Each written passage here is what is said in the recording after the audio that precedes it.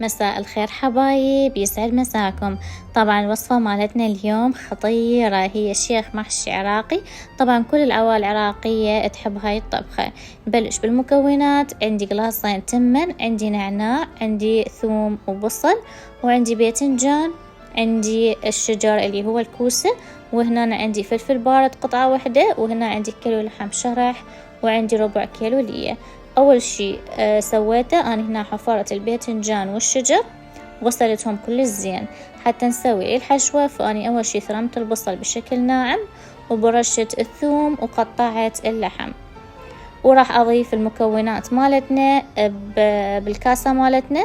وهنا أنا ثرمت وياهم النعناع، وراح أضيف عليهم التمن اللي أنا غسلته كل زين.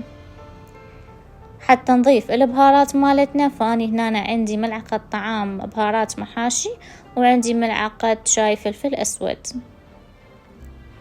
عندي ملعقة كوب كاري، ملعقة كوب كركم، عندي ملعقة كوب لمندوزي، وملعقة كوب ملح، وملعقتين طعام معجون، وراح اخلطهم مع بعض. هنا الحشوة مالتنا صارت جاهزة.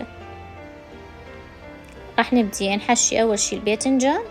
طبعا احشيه بس ما اخليه ينترس كلش، حتى الحشوة مالتنا تستوي عندي وما تنفتح بالجدر. هنا أنا عندي جدر خليته شوية بيه زيت، وخلينا الباذنجان مالتنا. وهنا أنا بديت احشي الكوسة مالتنا او الشجر.